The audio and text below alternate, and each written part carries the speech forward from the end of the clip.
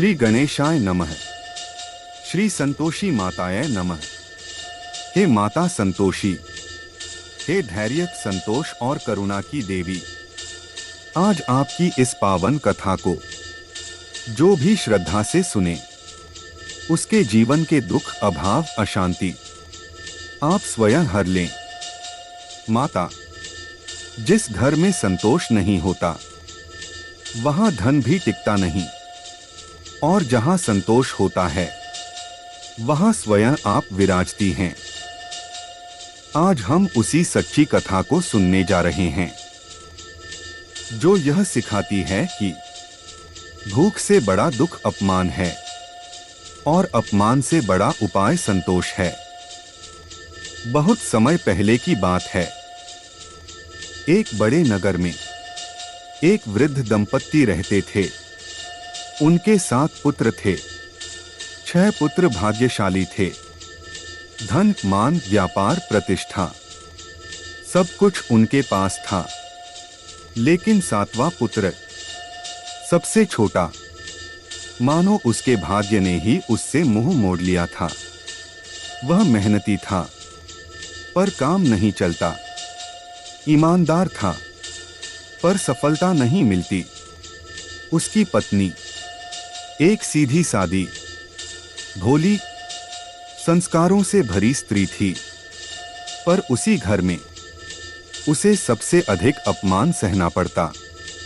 त्योहार आते, पूजा होती, घर में पकवान बनते, 6 बहुएं नए वस्त्र पहनती, हंसती, आपस में बातें करती, और छोटी बहू, वह चुपचाप रसोई के कोने में खड़ी रहती। जब भोजन का समय आता तो उसे जो बचा है वही खा लो कहा जाता। कभी कभी पत्तल में सिर्फ सूखी रोटी होती या ठंडा बचा भोजन। उसकी आंखें भर आती पर होंठ नहीं हिलते। वह मन ही मन कहती, हे ईश्वर, अगर यही मेरा भाग्य है तो मुझे सहने की शक्ति देना। एक शुक्रवार का दिन था। घर में फिर अपमान हुआ। वह चुपचाप नगर के बाहर एक पीपल के पेड़ के नीचे बैठ गई। आंसू रुक नहीं रहे थे। तभी एक वृद्ध स्त्री वहां आई। उसके चेहरे पर तेज था, आंखों में करुणा। उसने पूछा, बेटी क्यों रो रही हो? छोटी बहू ने अपना सारा जीवन आंसुओं में बहा दिया। वृद्ध स्त्री मुस्कुराई और बोली, बेटी, दुख का इलाज धन नहीं, संतोष है, और संतोष की देवी हैं संतोषी माता। वृद्ध स्त्री बोली, संतोषी माता श्री गणेश की पुत्री हैं। वे दिखावे से नहीं, भाव से प्रसन्न होती हैं। उन्हें खट्टा नहीं चाहिए, क्योंकि खट्टा केवल स्वाद नहीं, कटु वचन, ईर्ष्या और अहंकार का प्रतीक है। फिर उसने व्रत की विधि बताई। शुक्रवार का व्रत, गुड़ और चना, 16 शुक्रवार, किसी से द्वेष नहीं, मन में शिकायत नहीं। पहला शुक्रवार आया। छोटी बहू ने भूखे पेट माता को याद किया। घर में किसी ने उसकी पूजा पर ध्यान नहीं दिया। उल्टा ताने मिले, भूखी रहकर क्या मिलेगा? लेकिन वह जान चुकी थी, माता मेरी सुन रही हैं। हर शुक्रवार भूख, अपमान, अकेलापन, पर साथ में विश्वास, धैर्य, संतोष। 16वें शुक्रवार की रात माता स्वप्न में आई। उनकी वाणी कोमल थी, बेटी, अब तुम्हारी परीक्षा पूर्ण हुई। जब सुख आया तो ईर्ष्या भी आई। खट्टा खिलाया गया और सब चला गया। वह फिर रोई। लेकिन इस बार विश्वास के साथ माता आईं और बोली, संतोष कभी मत छोड़ना। उस घर में अब स्थायी शांति आई। छोटी बहू अब केवल धनवान नहीं, आत्मिक रूप से समृद्ध थी। माता कहती हैं, जहां संतोष है वहीं मैं हूं। जो इस कथा को श्रद्धा से सुनता है उसके जीवन में शांति अवश्य आती है। जय संतोषी माता, जय संतोषी माता।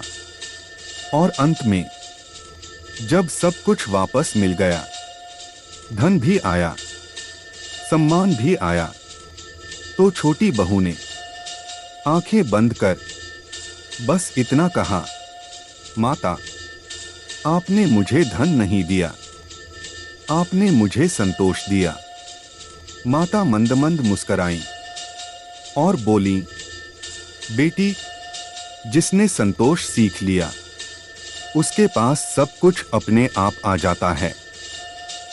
उस घर में अब कोई ऊंचा नीचा नहीं था, कोई तिरस्कार नहीं था, कोई कटु वचन नहीं थे। जहां पहले रोने की आवाज आती थी, अब वहां शांति की सांसें चलती थीं। छोटी बहू आज भी हर शुक्रवार माता के आगे दीप जलाती थी। दीप जलाते समय वह किसी से कुछ नहीं मांगती थी, बस इतना कहती, माता, मेरे घर में कभी असंतोष मत आने देना।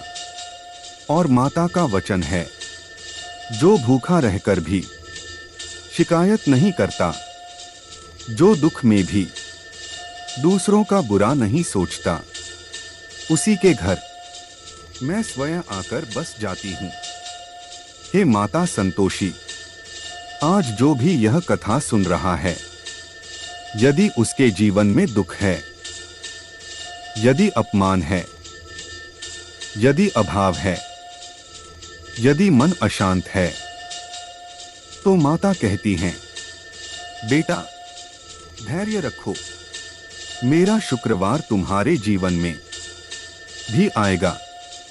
आज की यह कथा यहीं समाप्त नहीं होती। यह कथा हर उस घर में शुरू होती है जहां कोई चुपचाप आंसू पीकर भी ईश्वर पर विश्वास रखता है। जो इस कथा को श्रद्धा से सुनता है, जो शुक्रवार व्रत करता है, जो खट्टे वचन और खट्टे भाव छोड़ देता है, उसके जीवन में माता स्वयं आकर कहती हैं, अब तू अकेला नहीं है।